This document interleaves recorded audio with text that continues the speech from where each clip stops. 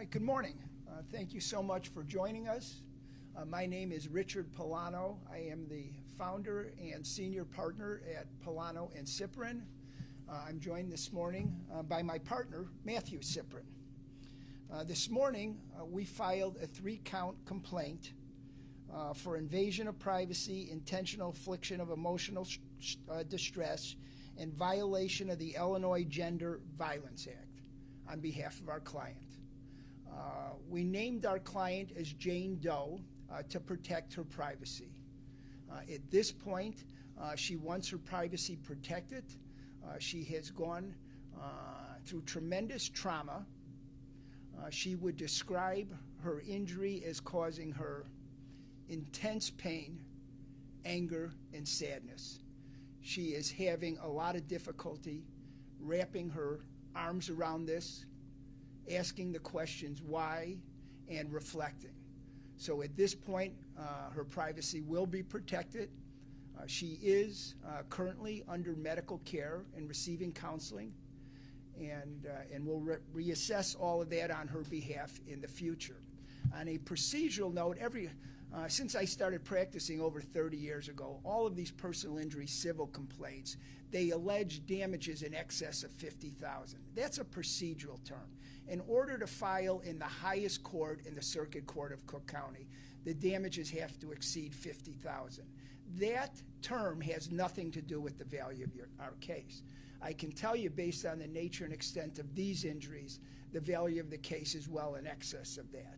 Any experienced trial lawyer would tell you before you start evaluating your client's case, you should be fully informed in terms of the injury. So that's going to take some time before we start putting our arms around what the value of this case is. Let me tell you what happened, just a backdrop of the important facts. The defendant in this case, Stephen Weisberg, 58 years old, a resident of Buffalo Grove, devised a despicable scheme in order to secretly photograph teenagers and minors, either partially clothed or completely undressed. And the police have recovered those videos. The defendant, Weisberg, was the owner and manager of an ice cream store in Addison, Illinois. He opened it in 2019. He hired high school girls to work in his shop. He also had another business where he would go out and do outdoor events at various festivals, concerts in the park, car shows. And so these employees, these young girls ranging from 15 to maybe 20, would work there, sometimes in the ice cream shop alone, and sometimes with him at these outdoor festivals. It is interesting the way he set up his scheduling, in particular with our client, was she spent a lot of time working just with him. In fact, over the 3+ years she worked for him, he kind of took her under his wing as one of his star employees. She got the best schedule. She got the best assignments that paid the most money. In fact, the premier assignments were these festivals away from the shop, where they would go into these municipalities, whether they be food festivals or concerts, and they'd work for hours. They would be busy.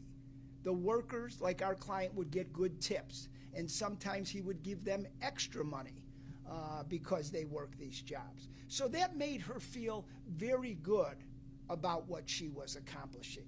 I think it's important to highlight, while I'm not going to disclose her name, to tell you a little bit about who she is and what her character was. At 15 years old, in her family you worked. You went out and got a job.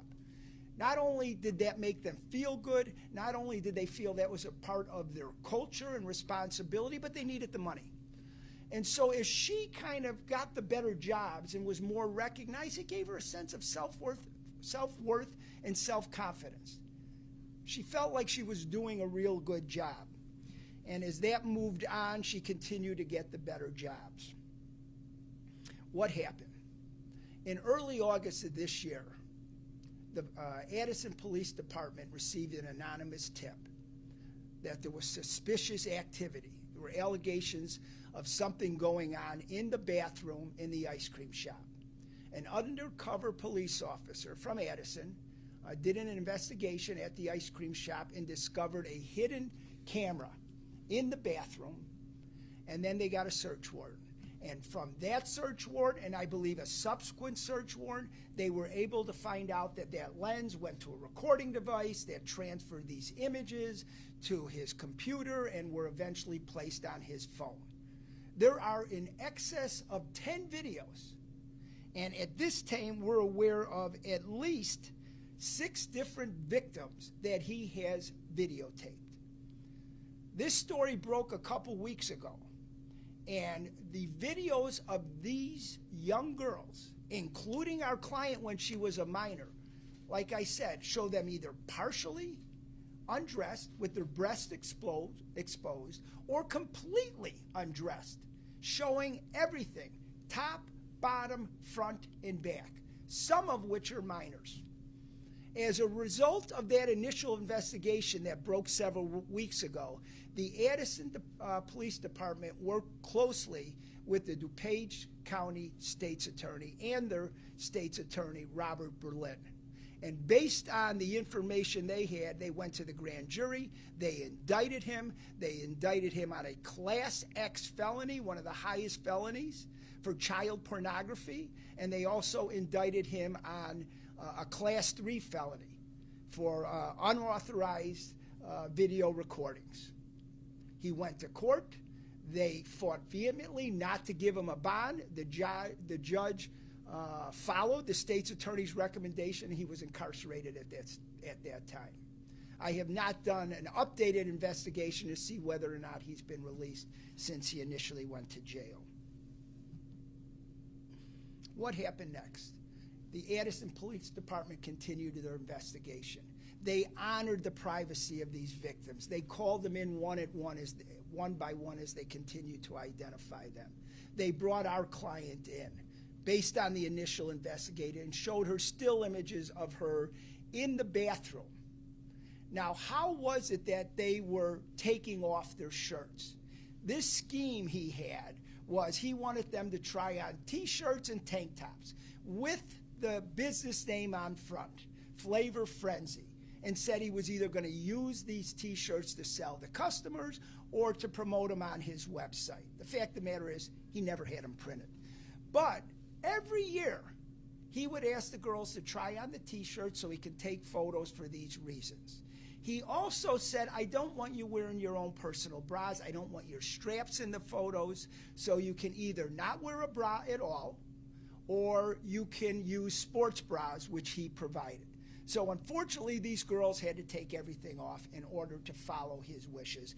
And that's where you come up with the undressed photos and photos of their breasts being exposed.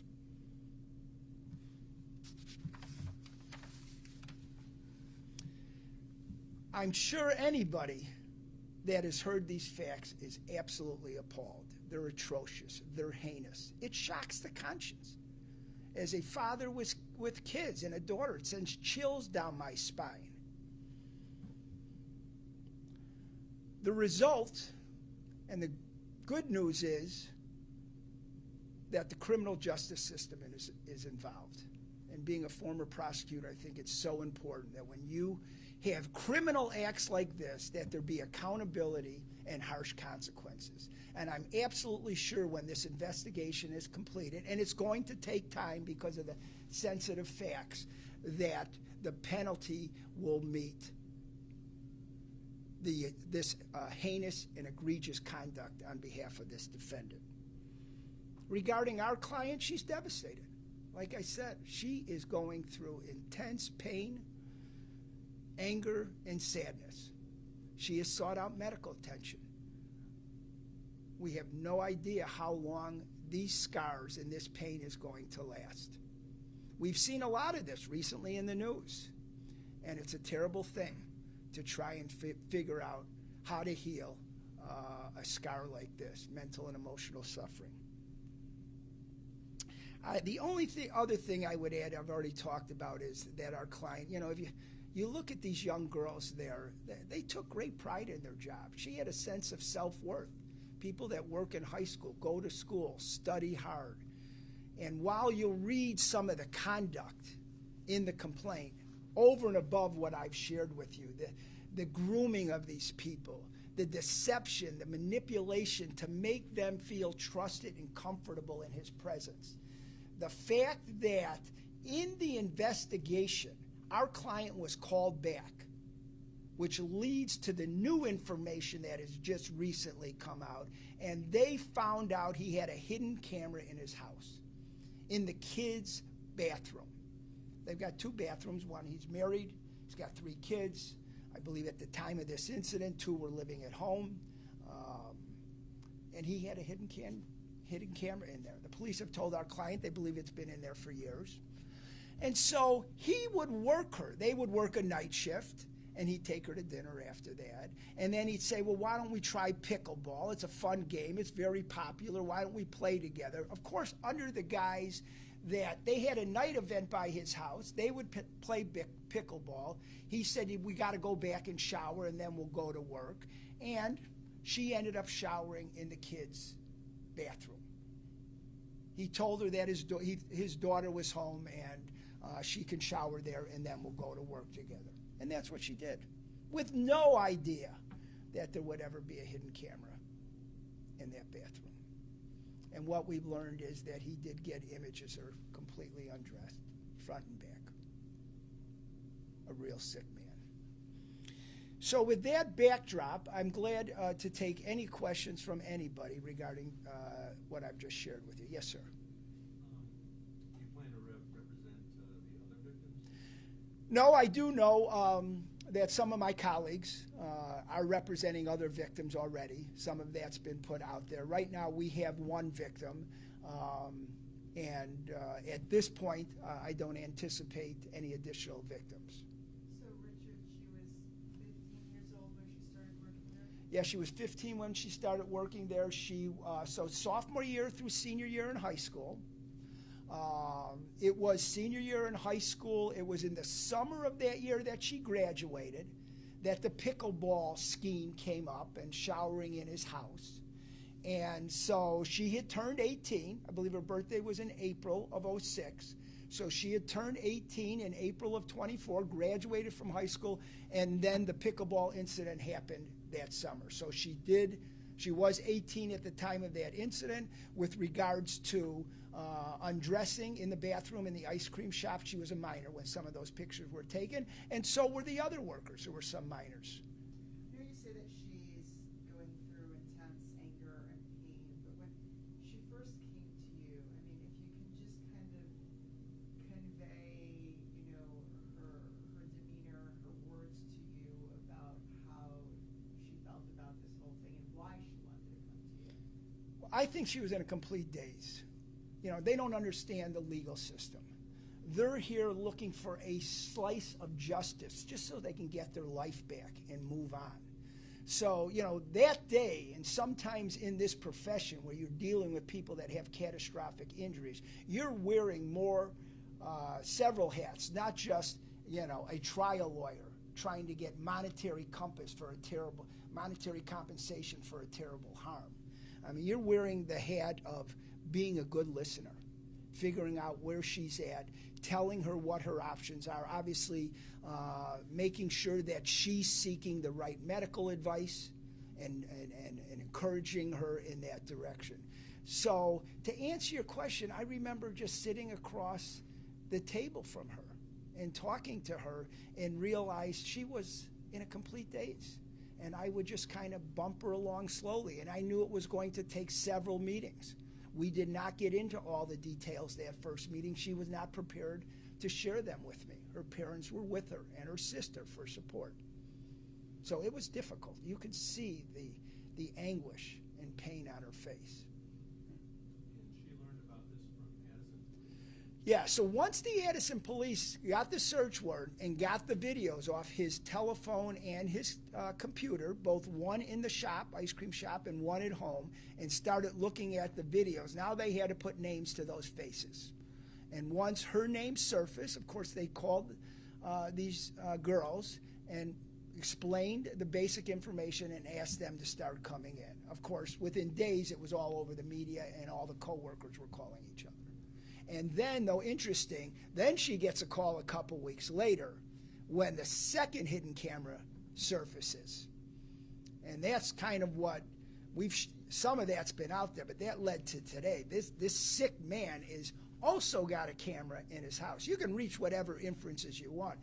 Based on the information we have today, all we know is what they've shared with our client, that she was videotaped. After that, we don't know, but we'll find out. Is there any idea, or do you know if any of this video or images were shared with other people? We do not know that. We do not know that. We do not have any information to date that he's distributed them for any reason. So no, we don't know. So either way, we don't know if he's distributed the videos. We do know the police have them, and the investigation continues. Was there ever an inappropriate relationship between him and any of the girls? None that we're aware of, no. Beyond the monitoring. And you know what, it's interesting, you say inappropriate, right? I mean, all of his conduct was inappropriate. I think you mean like, sexual, physical interaction. No, I'm not aware of any sexual interaction with any of these young employees. Beyond the monetary compensation, has she or her family expressed any other reasons for wanting to do this, to pursue a civil suit? Yeah, people that are harmed like this, they want a full investigation. They want to know, everything that happened and why it happened. Sometimes we never get to the why, but we're going to try. And then, there's two systems here. There's civil justice system, which I'm involved in. There's a criminal justice system, which Bob Berlin's involved in. And we're both going to do our job as best we can to give her that justice that she's entitled to. So, I mean, compensations, there's many components. Is a component, a sense of someone fighting back for her, and then whatever punishment is given in the criminal justice system. Go ahead, Matt. Yeah, and Matthew Siprin, Mathew Siporin. One thing that she and the family have talked to us about consistently is how she was forced to stay silent about this for years out of embarrassment, fear, and manipulation. And now once all of this has come out about the additional camera, and now she keeps talking to us about how she wants to be brave. And that's why she's coming forward now. She wants to be brave, and how difficult it is for her at this time to be brave and pursue justice, because she knows it's right. It's the right thing to do. So bravery is what's driving her right now. It's tough for somebody that young to balance, right? How is this going to be perceived? I mean, this is a 19-year-old. I mean, 15 years old when she started. She thought she was doing the right thing. And then, to come out like this. But, it got to a tipping point. And she felt that I need to step up and be a part of this process. I do feel there's some strength in them getting the story out. Obviously, it comes in degrees. She wants to hold on to her privacy. But I feel these victims, just after what we saw last week in Washington, D.C., you see the power of them uniting together and said, yes, we can fight back. We can make a difference. And they lean on each other. And I feel like she felt the slice of that when the second incident happened. And it was so egregious that he had the second hidden camera. Matthew, may I ask you to just clarify something you said? You said right now that she was forced to stay silent about this for years. So Yeah. it just came out. Is that she felt powerless. This was her first job. She's a 15-year-old girl. This is her boss. This is her supervisor. This is an adult talking to her, saying inappropriate things, doing inappropriate things.